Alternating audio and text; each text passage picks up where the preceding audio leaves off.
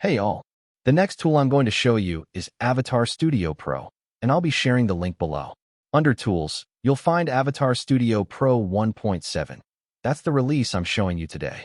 What it does, it takes a source image from your gallery, and if you want, you can also add a voice clip and pick your style selections. Then you create a script, generate the avatars, and finally stitch all the videos together. For this demo, let's say a middle-aged man talking. So let me choose the source image. I'll use one from my media and add it. Next, a voice clip. You can add a new one and customize it, or customize an existing one with a prompt. For now, I'll just choose an existing voice clip and add that media. Now let me choose all the styles I want to see before generating the video. Professional, casual, animated, cinematic, ghibli, cartoon, sketch. Let's just choose everything. You'll need a script before generating. I want a slightly longer script so that once we pick a style after image generation, we can generate the video from it. The default image model is Nano Banana, though I can add other options later. You can also pick a canvas. Its size is based on the image. Let me paste a sample script for this demo. I'll just say something about life and generate the avatars. Now we wait until all the avatars are generated for this image source.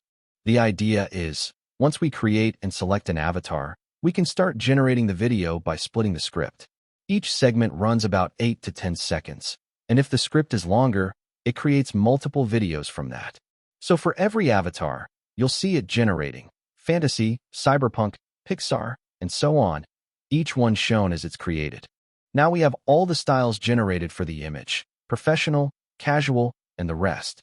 You can choose any one of the styles or preview it to see what prompt was used. For every style, you can check its equivalent prompt. Let's select one. I'll go with casual. Now there's something called visual chaining consistency. If the script is longer than what fits in 10 seconds, it splits into multiple videos. In that case, the last frame of the first video gets chained onto the next one for visual consistency. That's why we're selecting visual chaining consistency here. Next, click Configure Production. This segments the script into versions, where you can see the model, duration, prompt, and script fragment. Basically, the dialogue you're supposed to say. You can choose the duration. With the Flash model, you can go up to 10 seconds. Let's generate this segment, one by one. Meanwhile, I'll also export the project so I don't lose any data. You can export it, and it saves locally to your drive. Now we'll wait for all the fragments to complete and review the ones that are done. So we generated the first video, and here's the preview. For the second one, it takes the last frame of the first as a reference point for the next video. I'll generate them one after another and see how it goes.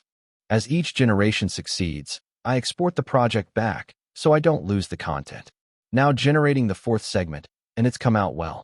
What it does is take the last frame from the previous video and use it right here as the reference. It does the same for every other video too.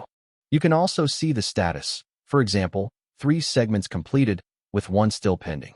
So as I keep generating, I'll keep exporting the latest version so I don't lose anything. And I can import it back at any point.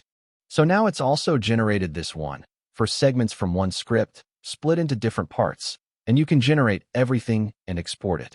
I've chosen to export it here, and I'll show in the video how it all comes together.